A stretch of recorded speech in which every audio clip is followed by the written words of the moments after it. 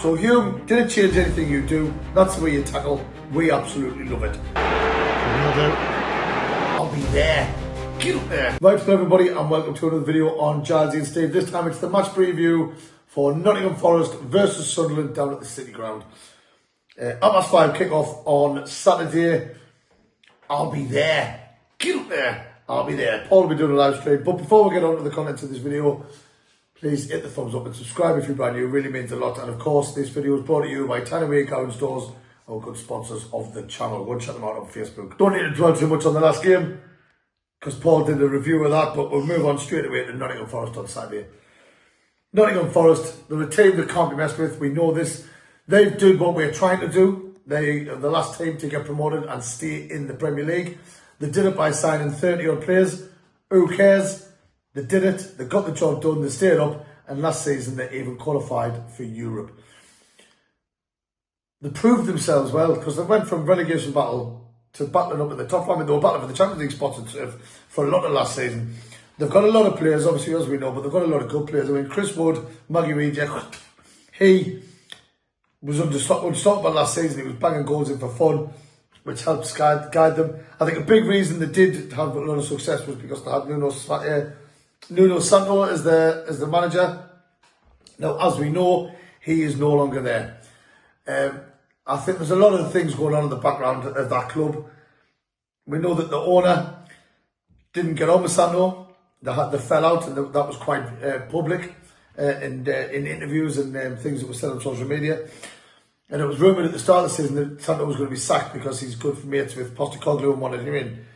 Santo started the season. They did have a good start though, and they won the first game, but they haven't won a game since, drawing 2 and losing 2, sitting 15th in the table. Not that that means anything. One thing, they have conceded 9 goals so far in just 5 games. But yes, they sacked Santo and they brought in Ange Postecoglou. Now, everyone's got their own opinion. I always say that they're like arseholes. Everyone's got one. I don't rate him as a manager. I don't. People might say, yeah, he might have won the Europa League with Tottenham last season, but he finished 17th in the Premier League with them squad of players that he had. Thingy's took over, Frank's took over with obviously leaving Brentford and going to Spurs, and he's got them playing brilliantly this season, and he's only brought in a couple of players.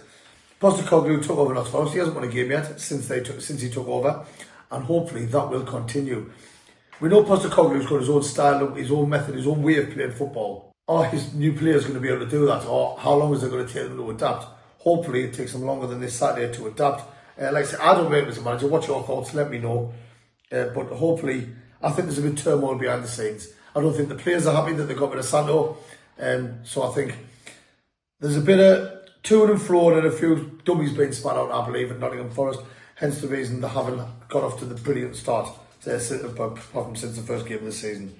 They did play on Wednesday night against Real Betis, and they drew 2-2 in the Europa League. They've been travelling midweek. Hopefully, might be a bit tired for a Saturday game. Fingers crossed. But Nottingham Forest, they're nothing to be messed with. They're really not. They've established themselves as a Premier League club in just a short period of time.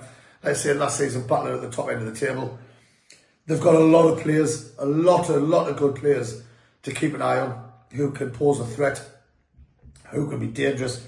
And I've only named a few of them. Obviously, they've got the 3 X-Mags. They've got Matt Sells in goal. He's been a brilliant goalkeeper for them. They've got Chris Wood, who I've already mentioned. He's got 2 goals already this season. He got them both on the first day. He got 20 goals last season, so that shows how good of a striker he can be in the Premier League. And also, Elliot Anderson, who burst out the England team, getting man of the match in his first full debut. He's got an assist already this season, but we know he is a very, very good player. Hence the reason he got called up to the England squad. Other players you've got to keep an eye on. Igor Jesus, or Jesus, however you want to say it. He's got nothing in the league yet, but he's got 2 goals in the Cup and 2 goals in Europe last night. Douglas Luiz, they've got him from Juventus. He's got an assist already. Hopefully he's a bit depressed because he's no longer with the absolutely amazing Alicia Lehmann. She's chinned him off, so hopefully he's depressed and crying into his spirit about that. Dan and Doy, Jacques will know all about him. He's Switzerland international. He's got a goal and an assist already this season, so hopefully Jacques will know how to contain him. James McAtee from Man City. He hasn't got no goals and no assists yet, but we know he is a dangerous player. We played against him in the Championship when he was even younger.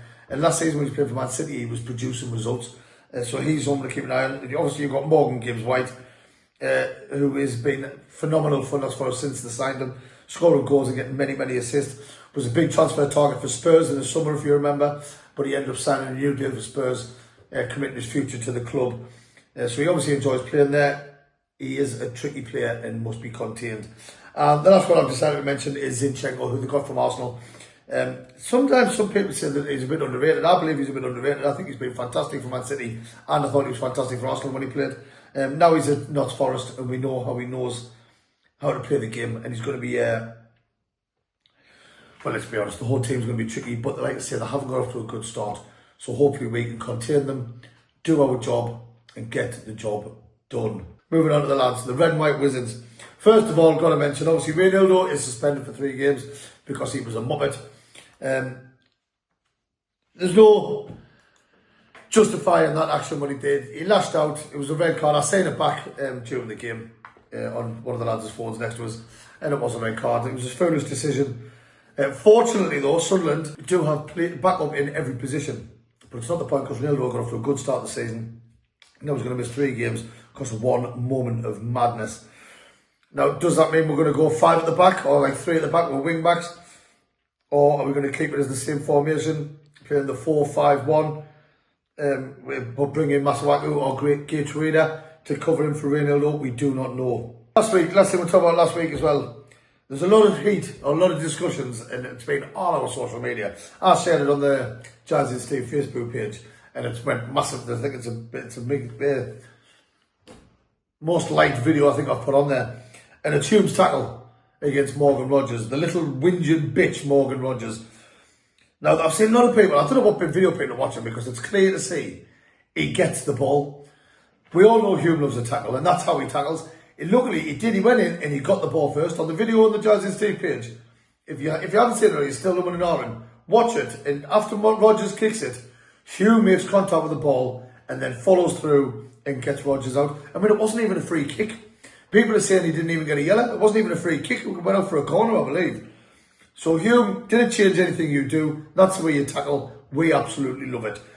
The Villa fans and Villa players were just honestly crying. Tyrone Mings spent more time on his arse crying than he did actually playing football. There's one picture I love as well, where it's 4 Aston Villa players after being involved in one aerial duel with Dan Ballard, and they're all creamed on the floor. Villa, softer side, Sunderland on his nails, showing that we are not going to lie down for anybody. We are here to compete in this league, and that is what we're going to do. You're not going to be a pushover. We're going to get in your faces, we're going to rough things up, and we're going to get the job done, which we've done a very good job of so far this season. We've got Isidore playing with confidence. In the history books, first ever player to score in his first 3 home games for a newly promoted team. I don't know where the hell they plucked that stat from, or why anyone was looking for it, but Isidore's got it now. Siddiqui, absolutely love that kid, absolutely love him. He just didn't stop running, he just didn't stop smiling. And then just to top it off, when we're back in the Cambridge after the match, and somebody had posted him getting stretched off for cramp, and he'd already commented on it saying, I didn't really have cramp, I was just playing for time. Absolutely genius. And I can't wait to see how he progresses as the season goes on, because I just love him. In midfield, Granit Xhaka, absolute mastermind. He is a puppeteer, he's pulling the strings, he's dictating play, he doesn't shut up the entire match. And like I say, he got his 2nd assist of the season for Isidore with that beautiful, beautiful cushioned header. Just over to Isidore. I mean, there's Villa fans kicking off saying that he shouldn't have been allowed that much space because the ball just fell. And I agree, but they did stand off him, and Xhaka nailed it. Cushion header out of the top. Isidore getting his 3rd goal of the season. And then we've got to mention Nordi and Alderete at the back. Absolutely solid. Absolutely solid. I think Alderete is up there with the most interceptions so far this season. Nordi's won the most duels and all things like that. They're just absolutely rock solid. I mean, Nordi at the match on Saturday, I was laughing because he was smiling his head off, like going at that to the fans, how are you? And he was smiling from ear to ear, and I was thinking, a couple of years ago you were playing alongside Neymar, Messi, and Mbappe. I was thinking, now you're playing in front of the stadium like fans, alongside Chris Rigg and Trey Hume, and yeah, you look happier now than what you did then. So long may it continue. Our defence has been absolutely solid. Roofs is an absolute animal. Loads of people, nobody's giving him stick, which I like to see. nobody's actually given stick for that goal because it was swerving like that all the way to him. And yeah, he had his closed hands. If he had opened, he might have got it. But for the way he's performed so far this season, I don't think anybody is going to get on his back. We're going into this game. We've got to go into with a bit of confidence. They've got a new manager. They haven't won since the first game of the season. They've just been beaten in the Carabao Cup last week or whenever it was. They're not playing all that well, so we should be able to go and take advantage. We've got a relentless attitude when it comes to playing games this season. We don't stop playing till the end. We don't stop running. We're playing with a bit of enthusiasm, a bit of confidence, and it's good to see. We keep on scoring late goals. I'd like to get a few early ones now. You know what I mean? I'd like to get a few early ones, especially because I'm going down there on Saturday. Me and my boy Jack. But the lineup, it's going to be a tricky one, I guess, because he could go one or two ways. He's going to keep it the same way and just do a 1-for-1, Ronaldo out and Maswak or Gay Trader in. Or is he going to have three at the back with Nordi, Alderete and Ballard, like the way we finished played the majority of the game on Saturday, and have wing-backs. I've went for that option. That's what I think he might do. So I think he's going to have Roos in goal, Nordi, Alderete and Ballard as the back three, Hume, right wing back, Talby, left wing back, Jacques Sadiki, Rig in the middle, then just in front of them, Lafayette with Ishidor up top. That's what I'm guessing, but obviously I could be massively wrong. We shall find out on Saturday. Score predictions. I think a lot of people got them right against Villa. Paul, I'd have to get back to you on that one, but you will be mentioned in the next one. Score prediction this week, I'm going to go for my good old favourite. 3-1 again, believe it or not. I do believe they will score, but I just think with the way they're playing, I think we're going to make take advantage of the disruption in the club, if you will. Hopefully it's still there on Saturday. But yes, I'm going to say 3-1. Get our first win on the road. And I think Xhaka is going to get his first goal of the season. What's your score prediction? Let us know in the comments. If you get it right, you'll get mentioned in the next video. And that is pretty much... Oh, how can I forget? My Luke is back in contention to be involved in the squad at Nottingham Forest. He's back in training, he's back from injury. So expect to see Luke O'Nien in the squad, on the bench on Saturday. I, for one, cannot wait because I love that man. But yeah, I'm saying 3-1. That's what my take on the lads over the week. You've heard my views on Forest. What's your ideas? What do you think? Let us know in the comments. And yes, Paul will be doing a live stream on Saturday. Come along and join him. And me and my boy Jack will be down there, and I will be doing a vlog of sorts, as I always say. But yeah, that is about it. Quick, nice little short one. Hit the thumbs up, subscribe if you're new, please. And as always, oh yeah!